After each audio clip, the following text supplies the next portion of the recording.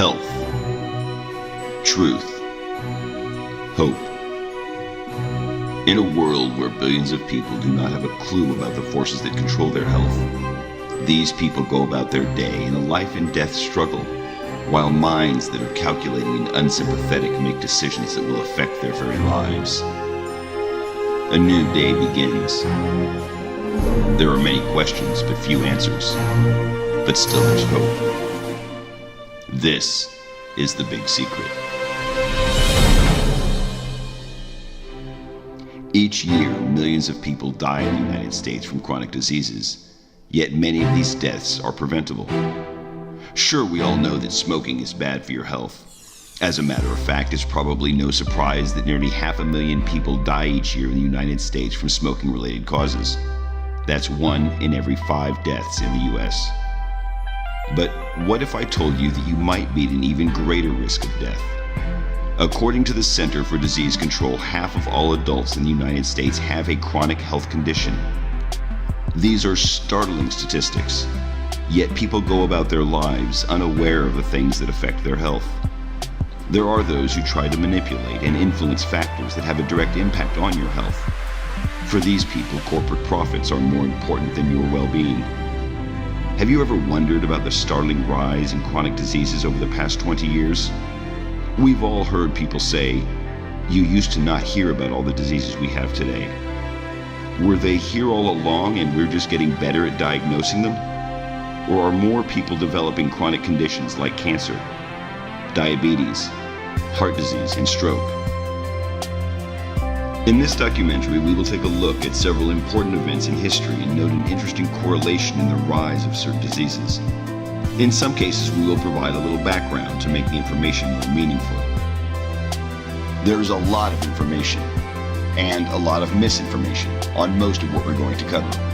Trust me, we will only scratch the surface on some of these issues. So why did we create this documentary?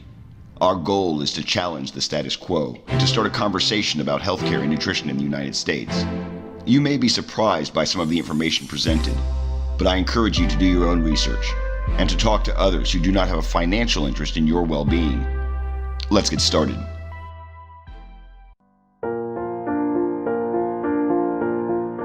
Man, how do I take a positive spin on the fact that we're being murdered?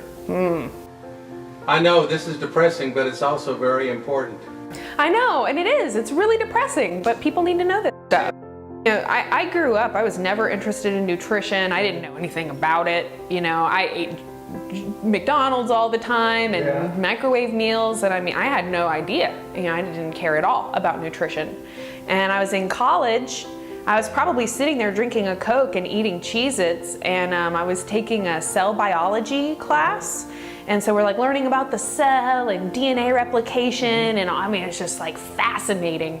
And the professor, as he's explaining all this stuff, I'm doing all this research, I had this little like aha moment or whatever about nutrition and processed foods, and I ended up writing my senior thesis paper, was on that topic. And so I was basically theorizing, you know, and I've talked about trans fats, I talked about partially hydrogenated oils. I talked about the lack of minerals in the soil depletion. I mean, I talked about all these different things. And at the time, it was my thesis. It was all theory. It was all like I was doing this research and kind of coming up with these ideas and saying that there's a link between processed foods and chronic disease.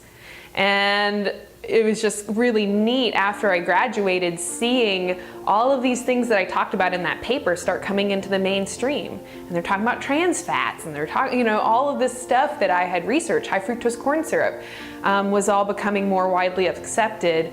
And now, you know, 10 years later, there's people all over the United States and really all over the world, like you said, all kind of saying the same things. Even though we've never talked to each other, but we're all just kind of coming to the same conclusions.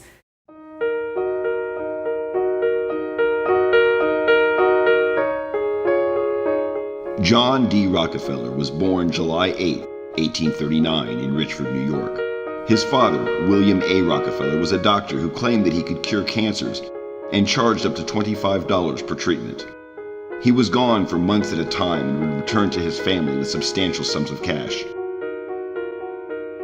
In 1865, at the age of 24, Rockefeller bought an existing oil company and gained complete control of the business. Rockefeller was convinced that oil would soon be very profitable. He immediately moved to expand his business by taking over smaller oil companies, thus forming a cartel with the power to control oil production and delivery in the United States. That's a quick lesson on how John D. Rockefeller became the richest man in the world. At the beginning of the 20th century, the Rockefeller Foundation turned its attention to the acquisition of pharmaceutical companies. They started buying them up in order to profit from their patented drugs.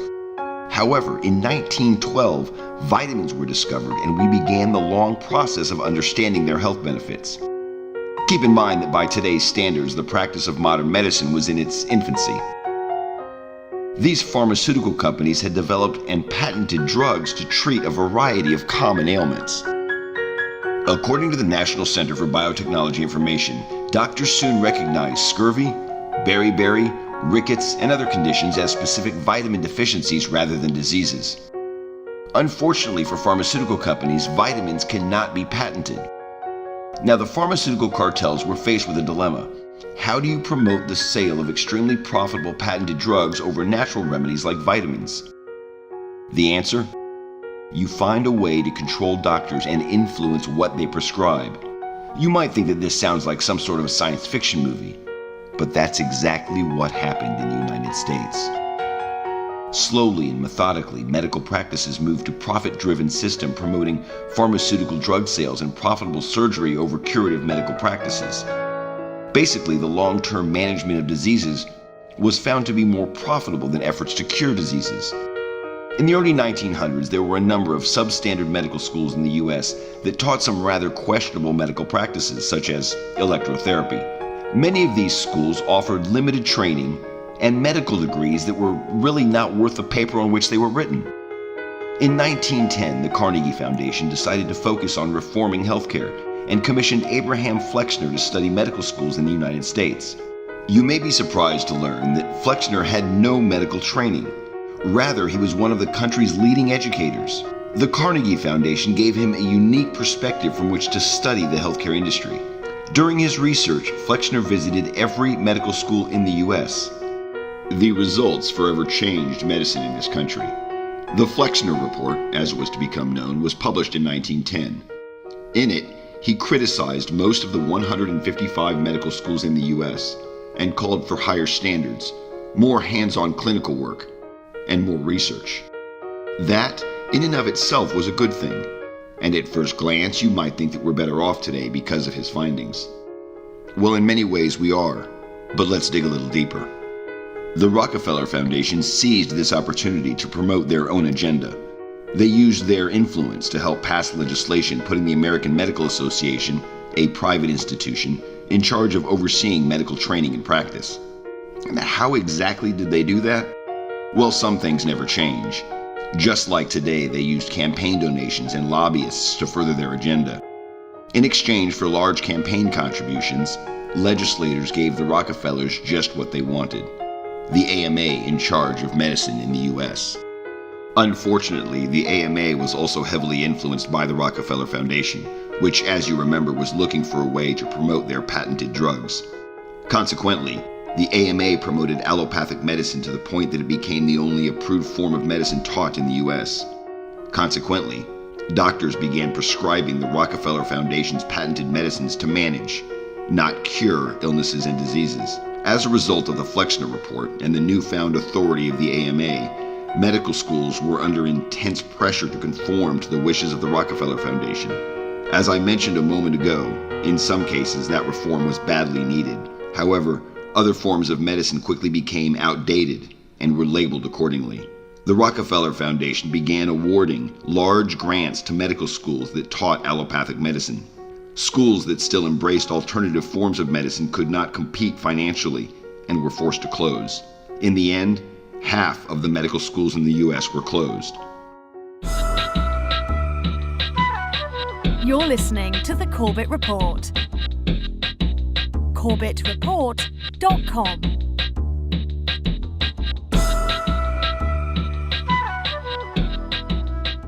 Welcome to episode 286 of the Corbett Report podcast, Rockefeller Medicine. Quote, "The crisis in today's healthcare system is deeply rooted in the interwoven history of modern medicine and corporate capitalism. The major groups and forces that shaped the medical system sowed the seeds of the crisis we now face. The medical profession and other medical interest groups each tried to make medicine serve their own narrow economic and social interests. Foundations and other corporate class institutions insisted that medicine serve the needs of their corporate capitalist society. The dialectic of their common efforts and their clashes, and the economic and political forces set in motion by their actions, shaped the system as it grew. Out of this history emerged a medical system that poorly serves society's health needs." End quote. And, like you say, the Rockefeller medicine, maybe it has to do with that. They've really just taken preventive medicine out of there. And if you think about it, if you practice, it's not in their interest to practice preventative medicine because they make less money if they do that. So it's that simple. So, if you don't get sick ever, you're not going to the doctor, you're not giving them any money. And they'll notice, in these insurance companies and stuff, they have actuaries and they have people who really keep track of the numbers. And they've probably got it worked down to a science where they will see that if they start doing preventative medicine, they take a real big hit to their checkbook. And so there's basically what it is. It comes down to, in modern medicine, I consider it just a violation of the Hippocratic Oath, where doctors have, I really think unwittingly, I don't think it's their fault because they don't really control the money system, but they are controlled by money. But we have a system that is controlled by money and the money controls them. And the people making the business money decisions are overriding the doctor's decisions. Emphasis on surgery, emphasis on medications, and really a almost disdain for the idea of preventative care. What it all boils down to, quite frankly, is that we are victims of a Machiavellian medical monopoly. We don't have a free medical marketplace. We haven't had a free medical marketplace since the early 1900s, and, absolute power corrupts absolutely. Quite frankly, if you're not angry, you're simply not paying attention, or you're not educated with the proper information, and that's really not your fault because that's the result of a monopoly, right? Inside of a monopoly, you are spoon-fed what the powers that be want you to know, which is often very different than the actual truth of the matter. It's because we have a system of medicine that is fundamentally stupid. Consider how the system works. First, we do nothing to prevent disease. We wait for people to get sick. Once they are sick, instead of curing their disease, we suppress the symptoms by prescribing toxic chemicals and doing surgery. Then the toxicity of the chemicals makes the patient even sicker, creating entirely new diseases. And then finally, to hide the fact that the patient is now sicker than when they started, we don't call these new problems diseases, we call them side effects. If you've been listening to my lectures for last year, you know that my passion is our kids. And experts tell us that our children are going to be the first generation of Americans that do not live as long as their parents. This is a catastrophic prediction of biblical proportions. We're talking about the Great Flood. We're talking about all of Egypt's firstborn dying because Pharaoh refused to release the Hebrew slaves. Can you imagine everybody in this room burying their children? This tells us how terribly the medical profession has failed us.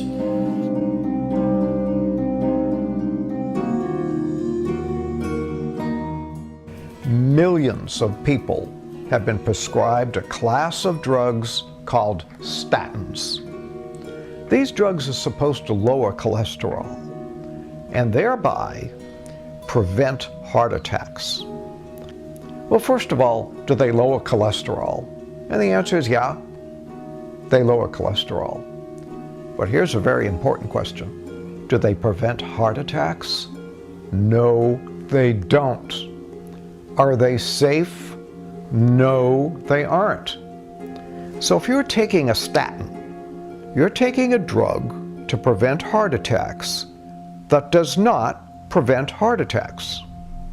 And further, you're taking a drug that is not safe and does you harm.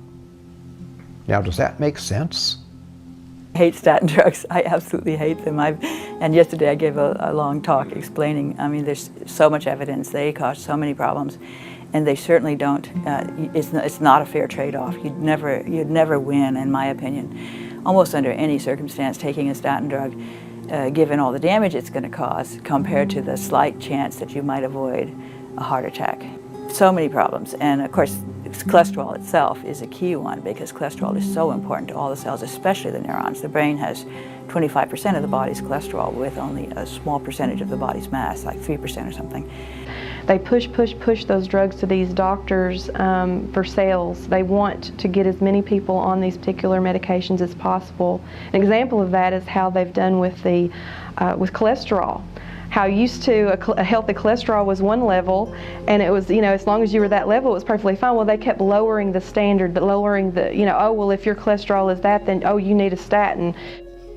We've been convinced by about 35, 36 years of pharmaceutical profiteering that cholesterol is the Antichrist and that statin drugs are a savior, when, quite frankly, just the reverse is true.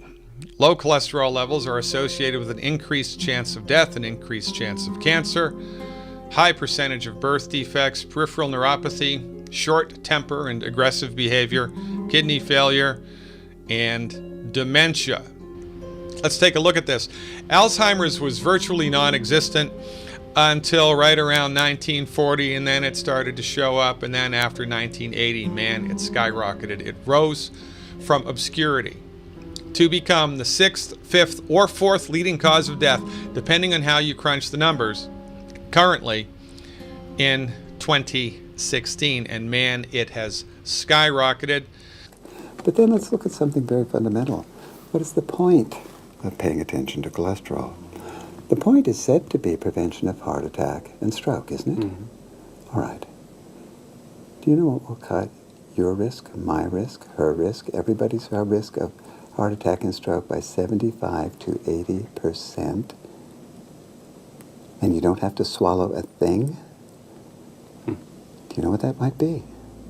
It's called donating blood. There is research on that from the 1990s, late 1990s. A whole bunch of guys, followed for an average of 8 years each. The guys who donated blood once or twice a year had 75% less heart attack and stroke during that time. Now, if word ever got out about that, what would happen to the sales of anti-cholesterol medications?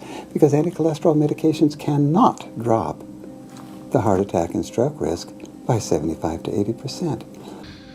Cholesterol is not the Antichrist. Cholesterol is so important that our bodies make it.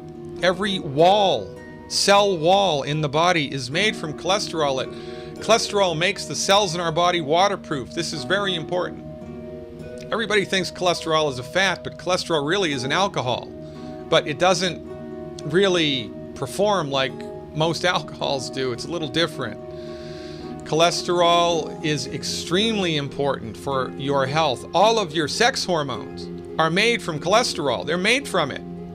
You don't have enough cholesterol, you don't have enough sex hormone. So guess what also has been a fallout of fat-free diets and statin drugs? Not only does your brain dry up and you get Alzheimer's disease, but your sex hormones dry up. So guess what? Erectile dysfunction. Women get hot flushes now for 5 years instead of 3 months like their grandparents did. Why? Because you have a bad gene? No, because you don't have enough cholesterol. They tell you take this statin drug and go home and exercise every day.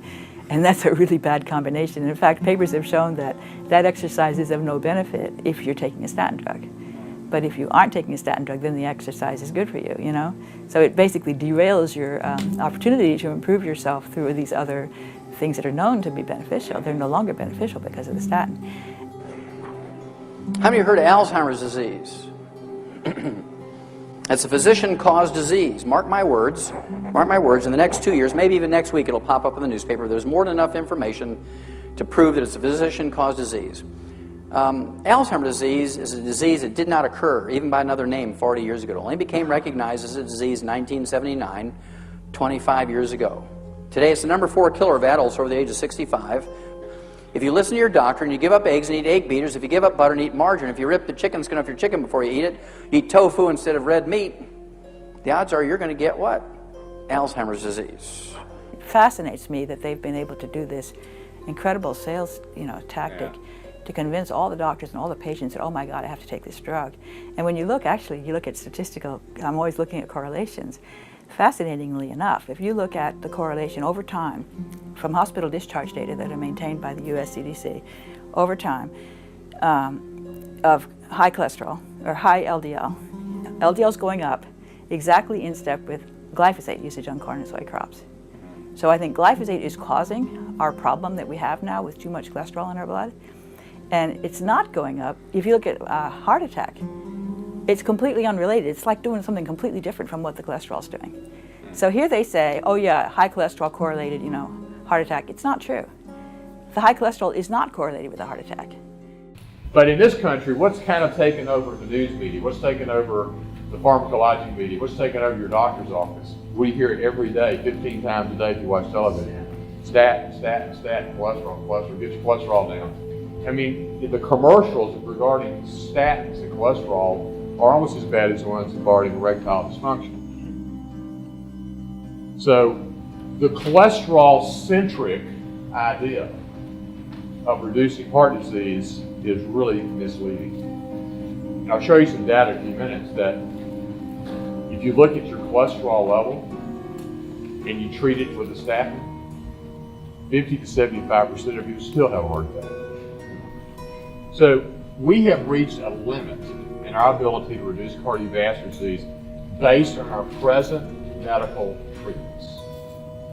We are a pharmacologically driven country. We are not a preventative medicine country. 1 in every 3 deaths in this country is a cardiovascular death. So it's 2,200 deaths per day just from heart disease and stroke. And we could reduce that, if we did the right things, to 70 to 80% less. And I can say this now with some degree of authority that the methodologies, the traditional care, the treatments, and even some of the surgeries that we've been doing for the last 25 to 30 years in cardiovascular disease are misdirected. They're obsolete and they're very limited in their scope. Alzheimer's disease has long been believed to be irreversible, but that might finally be about to change, thanks to the work of Dr. Dale Bredesen, whose patients showed subjective memory improvement within 3 to 6 months of treatment. Dr. Bredesen believes that Alzheimer's disease is caused by numerous factors. Okay, so this is a very exciting time because we're witnessing the first reversals of cognitive decline in early Alzheimer's disease and pre-Alzheimer's conditions like MCI and SCI. So this is an exciting time where we're able to do things that we weren't able to do before. And one of the things that we suggest to people is because when you look at what actually drives Alzheimer's disease at the molecular level, what you find is that there are dozens of contributors. And so we usually tell people, imagine you have a roof with 36 holes in it. You're not going to just cover one hole. You're going to cover as many as you can to get the best result.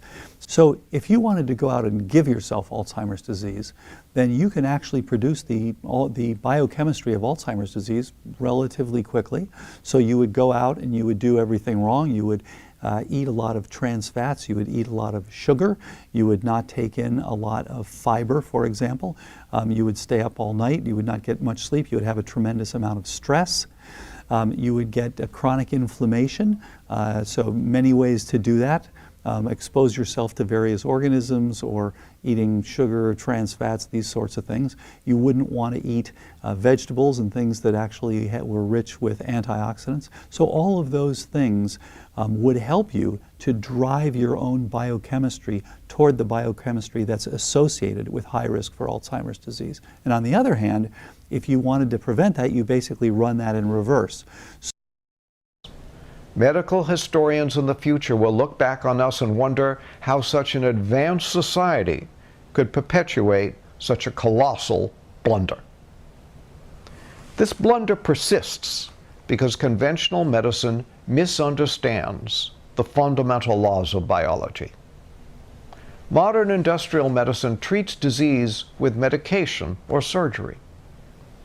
When it comes to emergency interventions, this actually works. And we have the best medicine in the world, truly the best medicine in the world when it comes to trauma care and emergency care. When someone comes into the emergency room with a severed leg, conventional medicine treats the problem with incredible efficiency. But when it comes to chronic illness, this approach simply doesn't work. Conventional doctors have thought that you either have a disease or you don't. You have diabetes or you don't. There are no gray areas.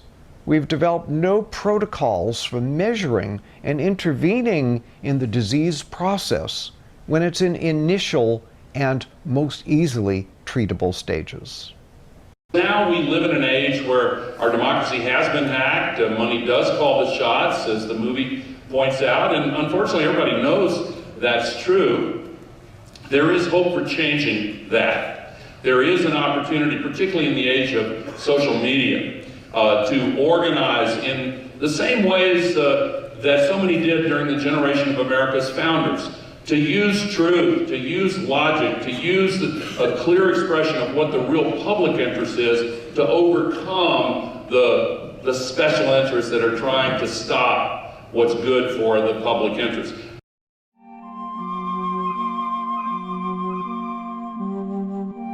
Okay, so this is your prescription medicine case, right? Yes. And you call this your what? My traveling pharmacy. It's your traveling pharmacy. Tell me about what you have to take every day. All right. This row across the top is what I take in the morning. These bottles here are upside down because I take them twice a day. And these I take at night. Once a day at night, twice a day morning and night, once a day in the morning. According to DrugWatch.com, Big Pharma has over 1,100 paid lobbyists, which partly explains the influence they have on Capitol Hill. From 1998 to 2014, they spent nearly $2.9 billion on lobbying expenses, more than any other industry. The report goes on to talk about the practice of hiring former government workers with valuable connections to gain political clout. The trade group Pharma has more than 50 current or former staff members who once served in the political arena.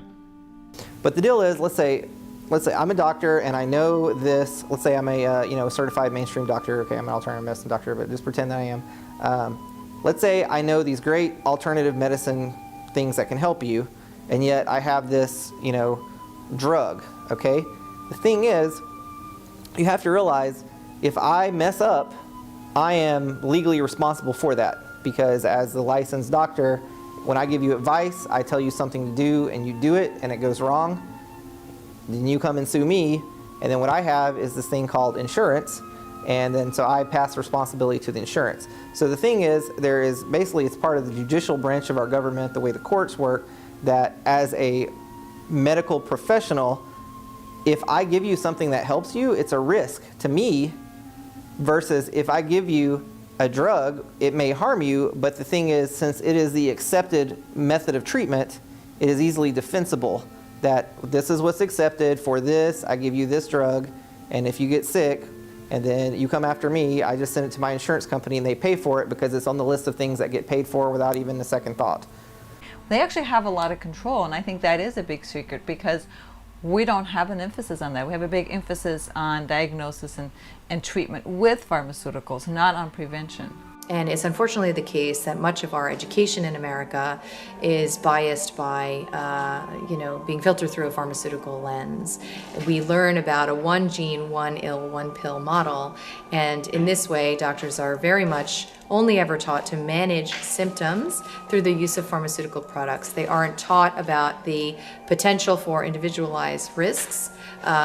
Often we have to do our own research to discover how it is that claims to efficacy are established. Well, I was on pharmaceuticals that were prescribed to me, and did they offer some benefit? Yes. But, however, they also were side effects, pretty severe side effects. There were side effects that I couldn't live with, and I was told by my doctors that I had incurable conditions.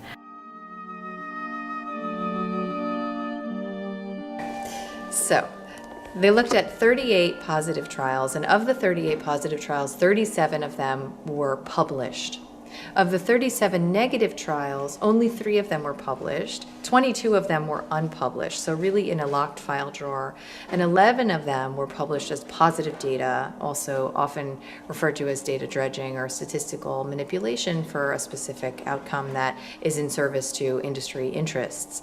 So this is one of the ways that we can be left with the impression that there is efficacy when in fact, in this case, there were equal numbers of negative and positive studies, and we were only really exposed to the positive ones. To my best understanding, there is an unlimited number of trials that can be conducted before the 2 trials are selected. So in many ways, that's like tossing a coin until you get heads as many times as you want. And when I started on the natural path, the holistic path to health, it made a world of difference, and there is no comparison. There's absolutely no comparison. So I think doctors are very well-meaning people, and I think that the tools that they're offered are extremely limited, and they are in no way able, in a 10-minute visit, to meet the complexity of the modern patient, right? So doctors can only tell patients what it is that they've been taught. I think for a number of years now, we've been a pill-pushing society where there's drug companies who have developed pills for just about everything, just about every condition or disease that we know of. And I think the public needs to demand that there's other treatments, there's other modalities that we can use to treat disease. And the reason for that is because we have pharmaceutical drugs for certain diseases. So you have a system that's focused on identifying the disease so that then you can prescribe a medication. But there's many patients that present with dysfunctions without yet having a disease, and there's basically not much that you can do within the traditional healthcare system because you're looking for what pharmaceutical can I do to suppress these symptoms, not to understand it, not to try and figure out how is it intertwined to all the symptoms that a patient has, or the physical exam that you see, or the symptoms you see on physical exam. It's more of, do you or don't you have this disease, and can I give you a pill for it?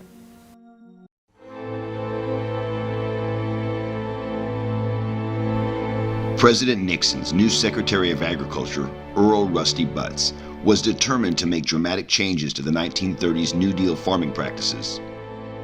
This was the point where food production in the United States was changed to a method of farming the land without giving it any rest, and the heavy use of synthetic fertilizers.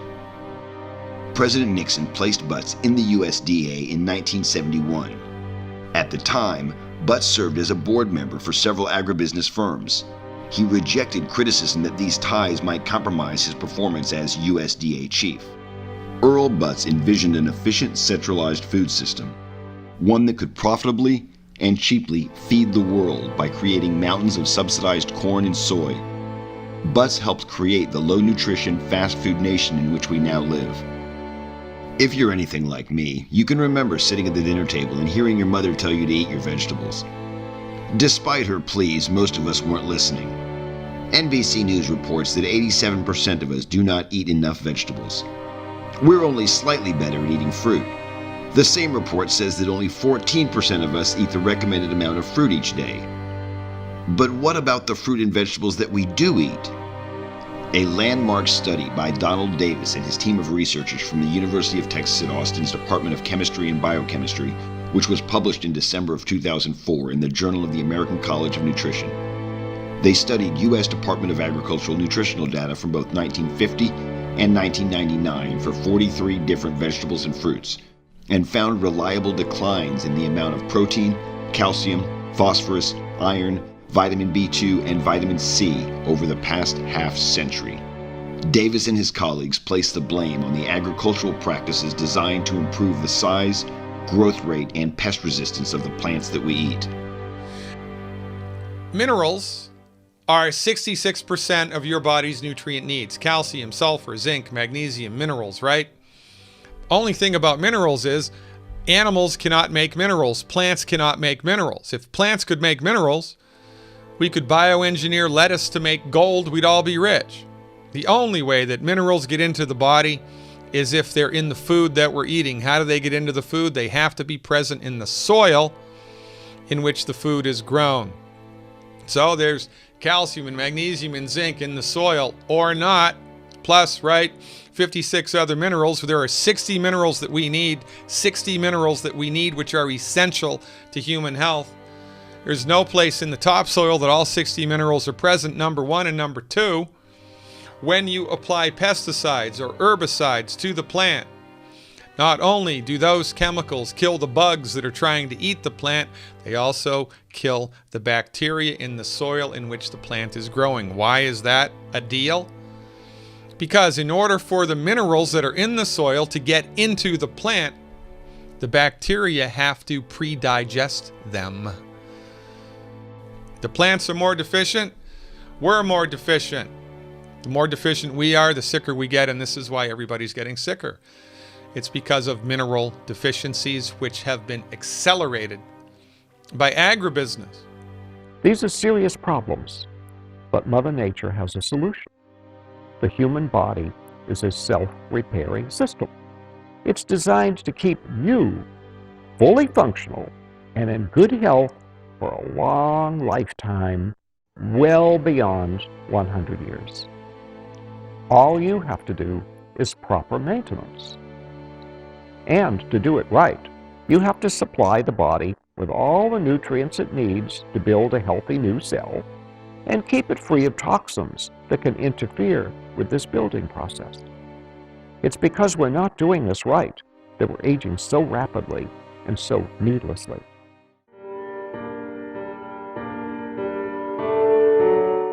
We are being killed, and nobody goes to jail. This, according to the United States Department of Agriculture and the National Institutes of Health. When you spray the herbicide glyphosate onto genetically modified corn and genetically modified soy, and you feed that to human beings, and then you plot on a graph the incidence of illness relative to the use of genetically modified corn, genetically modified soy sprayed with glyphosate, what you see is a dramatic increase in liver cancer, bile duct cancer, kidney cancer, bladder cancer, thyroid cancer, death from high blood pressure, and death from stroke. I remember when Roundup was invented, it was the greatest thing ever because it killed everything. And then they figured out how they could make plants that the Roundup didn't kill, but it killed everything else. So no more hoeing weeds in the cotton field and no more weeds in your wheat patch. And this is published and known for years. Inquiring minds want to know, if this stuff is causing cancer and killing us, why is it allowed to be used? Follow the money, baby. It's sort of like a type of environmental pollution, genetically modified plants and fish, because if they get out into the wild, these non-natural genes can spread laterally and have unknown effects in both populations in the wild as well as the person eating it. On this particular chart, the green line is the trend before the use of genetically modified corn and soy and before the use of glyphosate. The red line is glyphosate use, and the blue line is genetically engineered corn and soy growth, and you can see a direct relationship between GMO corn and soy production and the use of glyphosate with the incidence of liver and bile duct cancer. That's the thing about seed wheat. You used to save seed for next year or buy just some generic seed at the seed store for planting. Well, this GMO stuff, you can't do that. You've got to buy something that they've patented. I doubt you could even buy just plain generic wheat anymore. I'd be surprised. If you have a field, and if you plant something in your field and it spreads over to my field and I don't want it in my field, but just naturally from the wind, that's an environmental hazard, okay? You just contaminated my field with your environmental hazard. You should be liable for cleaning up the damage in my field. And if you plant a crop and some of that seed blows into your neighbor's pasture or field and comes up, Monsanto's pissed. Thyroid cancer. Look at the green line here is the trend before glyphosate, before genetically modified corn and soy. See a difference? Ladies and gentlemen, this isn't rocket science. This is published research and is evidence of the unbelievable sweep, power, and control that agribusiness has. Your body does not, health of your body does not matter to these organizations. They are criminal in my mind. Our food has become a slow poison. Conventional foods are grown with insecticides and herbicides and fungicides and other agricultural chemicals. We know that. But you know what?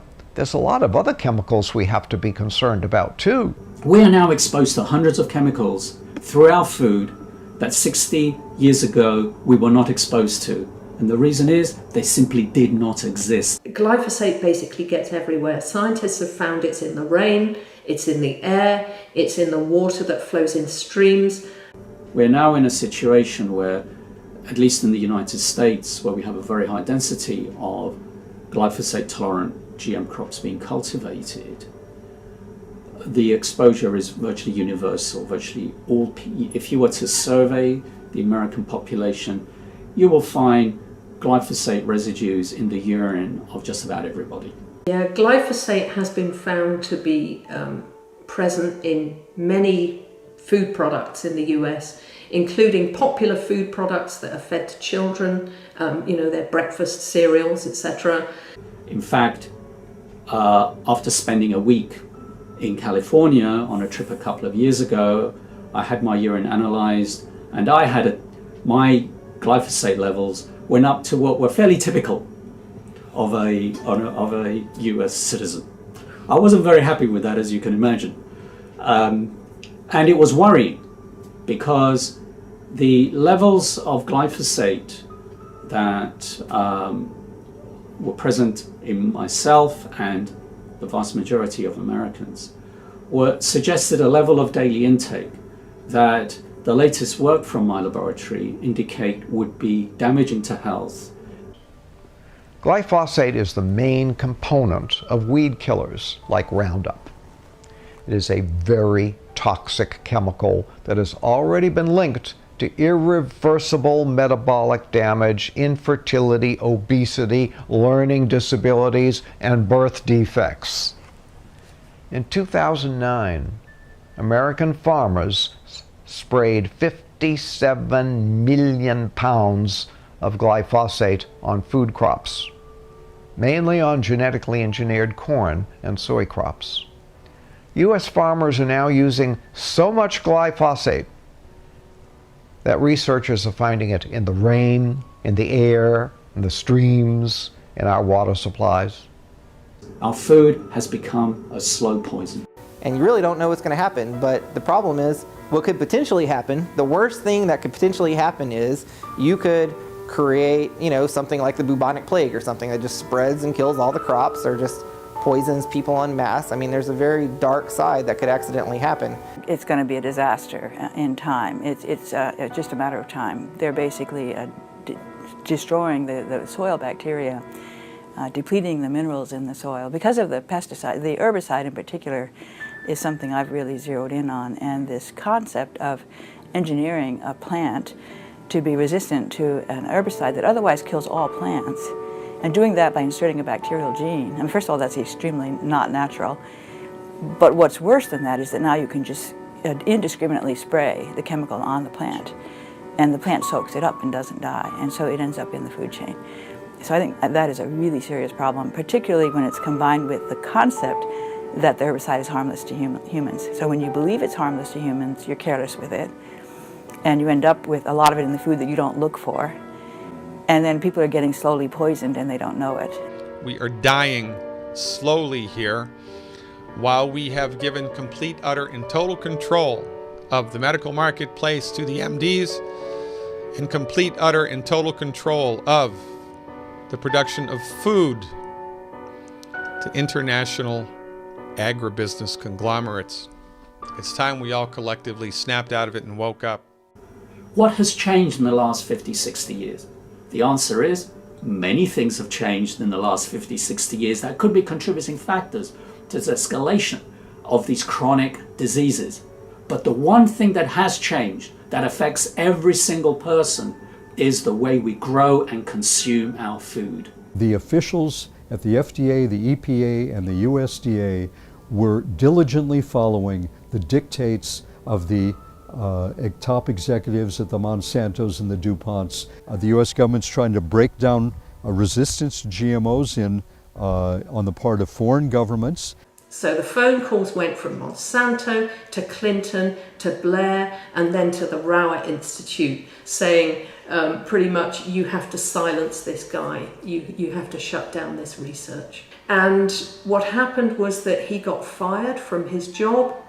He got a gagging order slapped on him, so he was forbidden to talk about his results. His house was actually burgled so that data was stolen. Almost routinely, if any scientist has the boldness to publish research that demonstrates a problem with genetically engineered food, their research is attacked and they themselves are attacked. And scientists have been sacked, they've lost their job at research institutes, or university scientists have lost their jobs, or even speaking out and voicing concerns about GMOs is very dangerous in the scientific community. Genetically engineered food products have never been tested for safety. So the long-term effects are unknown. The warnings the science has provided demand a thorough investigation into just how much glyphosate human beings and animals can safely ingest. At present, no such investigation has taken place, and most regulatory agencies choose instead to rely on industry studies claiming that glyphosate is safe. This needs to change. The Food and Drug Administration promoted genetically modified foods in spite of the warnings from its scientists.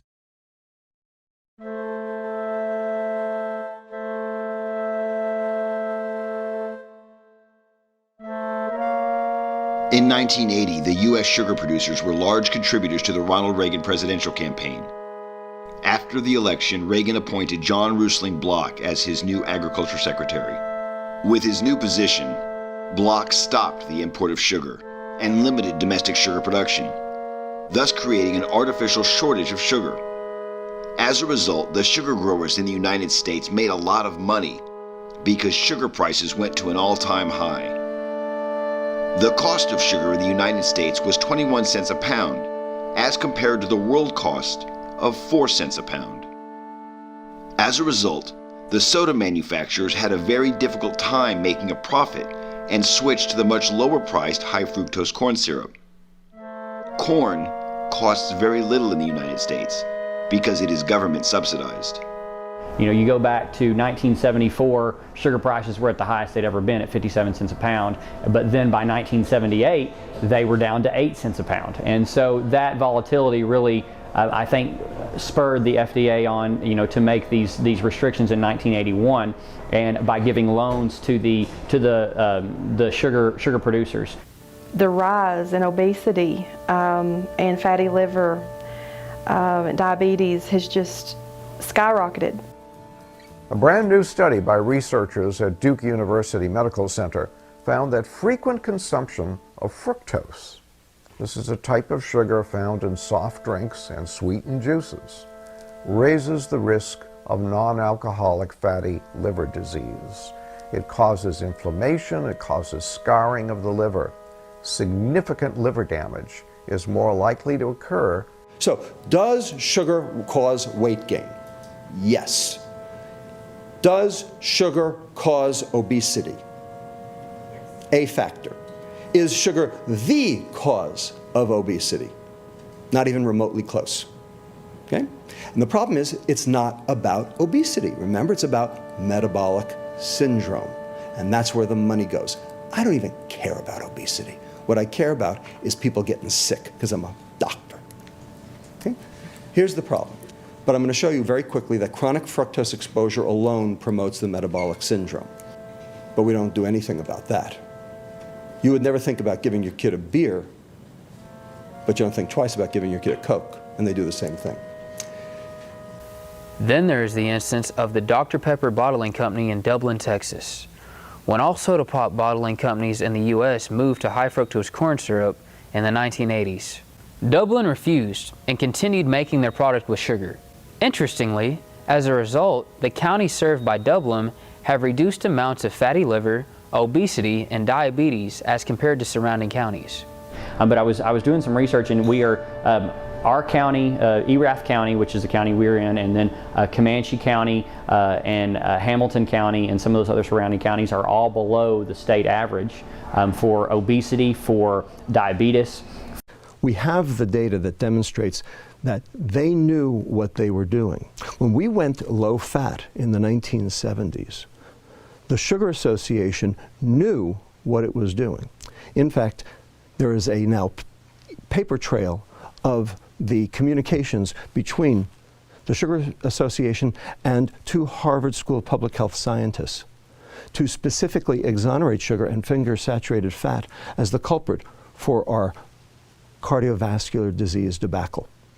We now have the data to show that that was completely untrue, that we have actually experienced an increase in obesity, cardiovascular disease, type 2 diabetes, hypertension, lipid problems, cancer, and dementia because of our processed food diet, which we were told was healthy. And they knew back in the 1970s that that was not the case.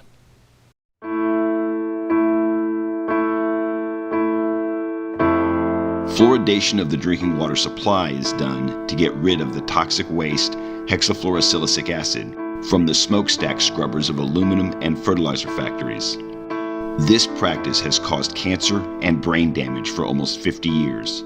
The aluminum and fertilizer industries would have to pay a fortune to dispose of the hexafluorosilicic acid if it were not for the municipal water fluoridation. Research done by Harvard University showed that municipal water fluoridation damages the brains of children, causing them to have lower IQs, sometimes by as much as 10 points. CDC, OSHA, and other government agencies classify fluoride as a very dangerous toxic substance. Fluoride is a carcinogen, and the fluoride from aluminum and fertilizer plants also has mercury and other dangerous toxins in it. Dr. Dean Burke of the National Cancer Institute said, "Fluoridation is a form of public mass murder." And he also said, "In point of fact, fluoride causes more human cancer death and causes it faster than any other chemical." So the honest answer is that the ADA is probably the biggest political machine in the US, spends the most money on lobbying, is able to hoodwink most of the organizations and the health organizations in the US, including the CDC, the FDA, and the EPA, into allowing water fluoridation.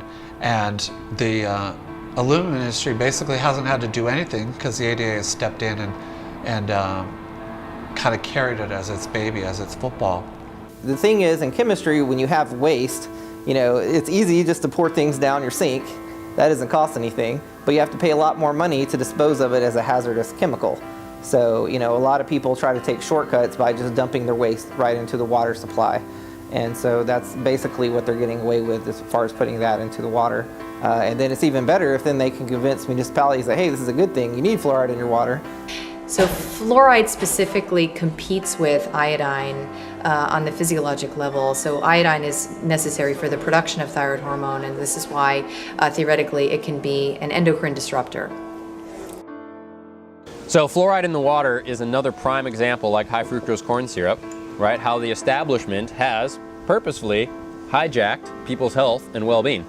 Right? Fluoride has been proven scientifically for a long time to be a neurotoxin. Right? It's a freaking neurotoxin. Well, here are 5 of the studies in the Choi review. This is their table, or part of it, and these were all statistically significant. You can see all the drops of IQ there, and those are the levels of fluoride in the high fluoride village. once you've got these studies showing lowering of IQ at these concentrations, there is no margin of safety to protect all our kids from having their mental development impaired by drinking fluoridated water. And that's particularly true of bottle-fed infants at the very beginning when their brains are developing. But basically IQ follows a normal distribution curve, the bell-shaped curve. The bell, the heart of the bell is the average. Most people have an average if you're looking at height, weight, but look at the two tails of this bell-shaped curve. And the green, the area under the curve, that's the number of kids above an IQ of about 130. Those kids are very bright or geniuses. Now at this end of the curve, the magenta is that area under the curve is the fraction of the population which is mentally handicapped. Now, if you were to shift downwards by 5 IQ points, the average would drop from 100 to 95. But look what this shift does to the two tails. It halves the number of geniuses in your society, and it doubles the number of mentally handicapped. And I don't think I need to say much to convince you that this would have huge social ramifications and economic ramifications. And I think as we know that fluoride incorporates into the body and we're only excreting about half of it, it can certainly go to other organs in the body besides the kidney because it's going to get circulated in the blood. Fluoride is a neurotoxin with damaging effects to our brain when it is ingested.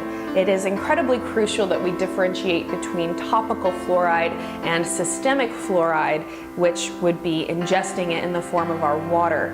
So when we look at the case of babies, for instance, and formula, it is recommended that you do not use fluoridated water in baby formulas. Now, what are the chances that every single person, every parent on the planet knows that they need to have a fluoride filter for their water that they use to make formula for their babies? It makes people more dependent, it makes people weaker.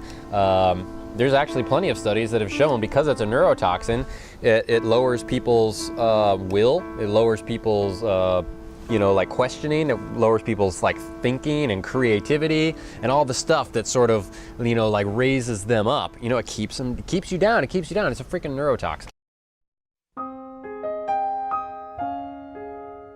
And here's the thing, is that it's sort of like this rabbit hole or, this crumbling effect, because once you start to realize that there's actually way better solutions for health than what the doctors tell you, right? And then it's almost like, oh my God, like the whole world sort of turns upside down. I think what's important from a clinical perspective is that the ketogenic diet is used for drug-resistant or drug-refractory epilepsy. So when drugs fail to control seizures, we know that producing this state of ketosis, which could be achieved through fasting, but that's fairly self-limiting. You can only fast for a certain amount of time, whereas the ketogenic diet can produce sustained levels of ketosis independent of fasting.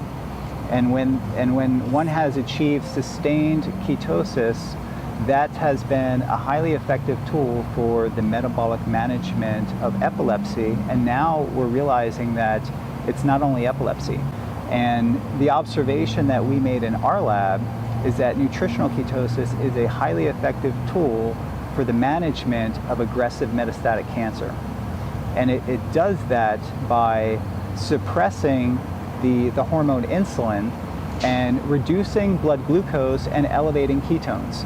And those three things are very powerful regulators of cancer growth and metabolism. Cancer is an out-of-control epidemic, and almost half the population is now projected to get some form of cancer in their lifetime. And it's getting worse every year. After accidents, cancer is now the leading cause of death for children. And nearly half of all deaths from 8 categories of cancer, including bone cancer, cancer of the cervix, thyroid cancer, all occur in people under 34 years of age. Meanwhile, studies show that modern medicine's treatment of cancer doesn't work, and that the death rate from cancer today is no better than it was in 1950. In short, no progress has been made despite hundreds of billions of dollars spent on cancer research. Unfortunately, the cancer industry goes to great lengths to obscure these truths and is generally successful in doing so. Virtually no one needs to suffer from cancer. The knowledge we already have is sufficient to both prevent and reverse cancer. All we need to do is put this knowledge to work.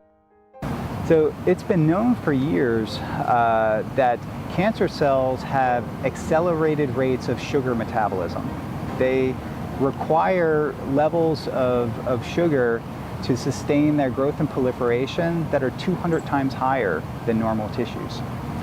So the ketogenic diet restricts sugar and glucose availability to cancer cells.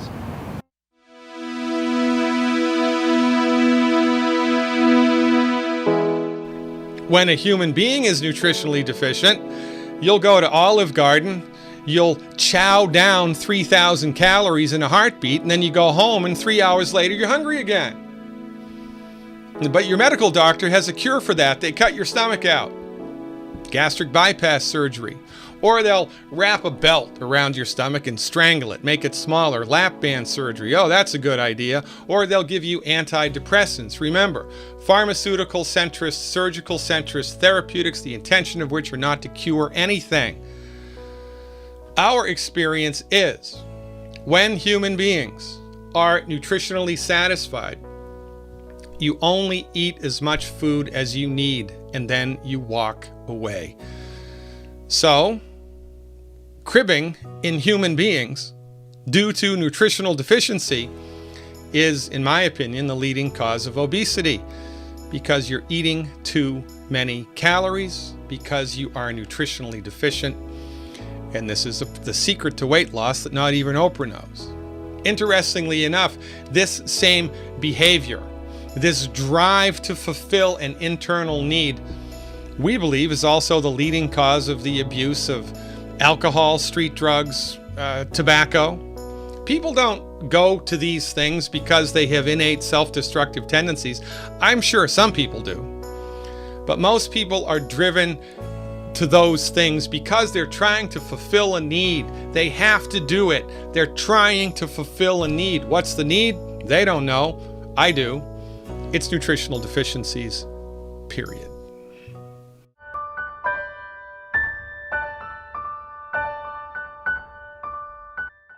Numerous scientific studies have shown that religiously observant people in the United States live longer than the non-faithful, regardless of which religion they practice. Regular religious attendance can increase life expectancy by 1.8 to 3.1 years. There have even been certain cases where religious faith has cured disease when standard medical practice could not. Hi, I'm Pastor Bob Barker of Crossroads Community Church here in Uptown Dallas. Several years ago, back to 1995, I, because I'm a public speaker, went to a plastic surgeon because I had a little something on my forehead that needed to be taken off. It bothered me, it didn't bother anyone else. While I was there, I told the doctor, I said, can you take this little thing off on the side here? He said, yes, not a problem. Then I showed him a place on my knee, and it was the way he said it. He said, that's coming off. When the biopsy report came back, this one was okay, this one was okay, but the one on my knee was not. He said, you know, I'm not going to pull any punches with you because we really don't have time. He said, I've already made an appointment for you at Texas Oncology at Presbyterian Hospital. And I waited and waited and waited, and finally the doctor came in. And she was a short little girl, right out of med school, very, very prominent in oncology. And she said, you know, I don't give you very long to live. Well, I told her, I said, you know what, I have 4 daughters. I want to see graduate from high school. I want to see them walk down the aisle. I want to be the one walking down the aisle. I want to see my grandchildren. And she said, well, let's see. She gave me between 6 and 9 months. A year later, when I walked in for my first oncology visit, She was walking, pacing back up in front of the door. She saw me sitting on the exam table, and she kept looking at her report, kept going back and forth. They'd already run all the tests, and she was shocked. She said, you know, I didn't expect to see you here.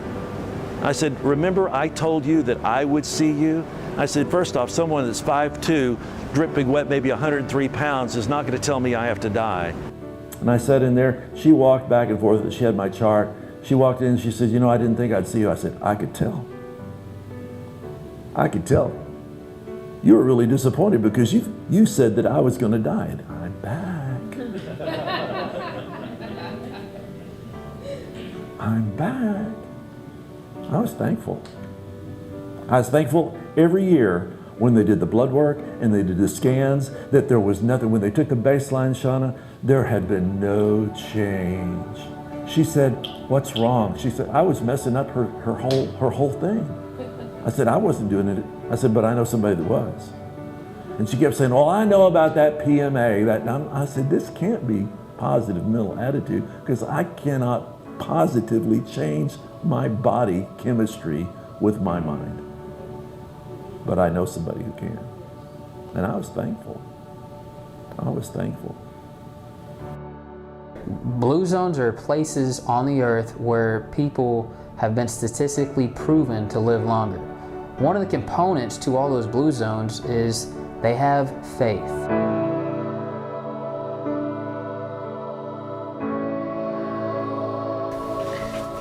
So what are the big secrets in medicine? Well, I think one big secret is that most of the chronic diseases that people suffer from are completely preventable. But the secret is that you have to focus on prevention and have a more functional approach and not just focus on the disease.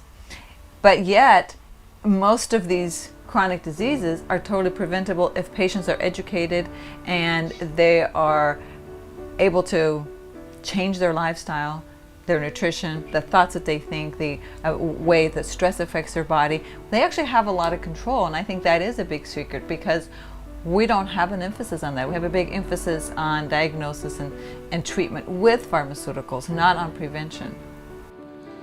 So this is the thing, ladies and gentlemen, from our point of view, all chronic illnesses are curable. Neurological illnesses are amongst the hardest to get on the other side of.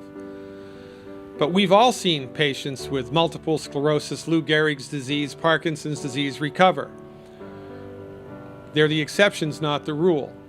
But we've seen it happen, so therefore we know that it can happen. But my point is, even for the stuff that's really difficult to get on the other side of, you have to give your body a fighting chance. You have to give your body the stuff that it needs to attempt to fix itself. This is just smart medicine.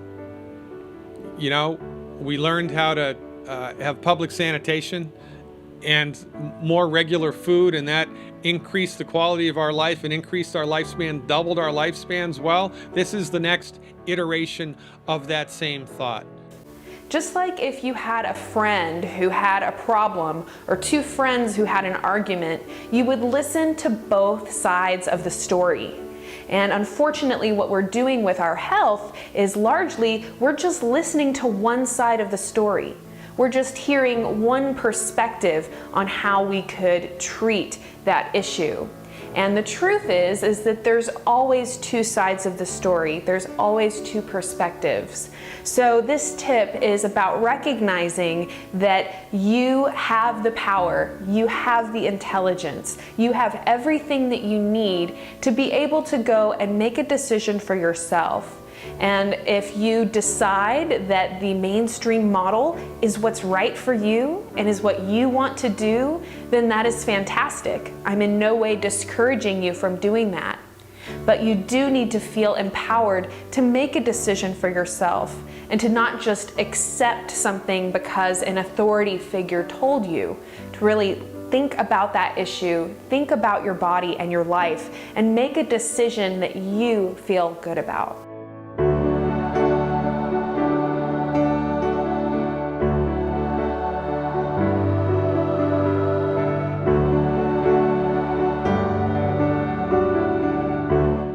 one other question. You don't have to answer it, but like last year, a lot of people died, like Nick Gonzalez, and there's all sorts of speculation. It seems too highly improbable. If you don't want to answer it, you don't have to. I appreciate it. I'm not going.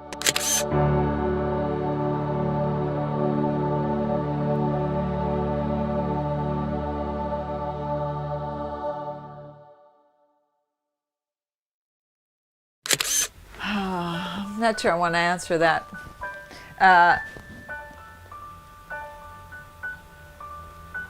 So regarding the recent deaths of many of these integrative physicians, I'm not a conspiracy theorist, but it sure looks suspicious that there's been so many deaths and they've all been sort of so under such weird, suspicious, whatever you want to call it, circumstances. And that so many of them are doctors who are practicing a more holistic type of medicine. That does really concern me.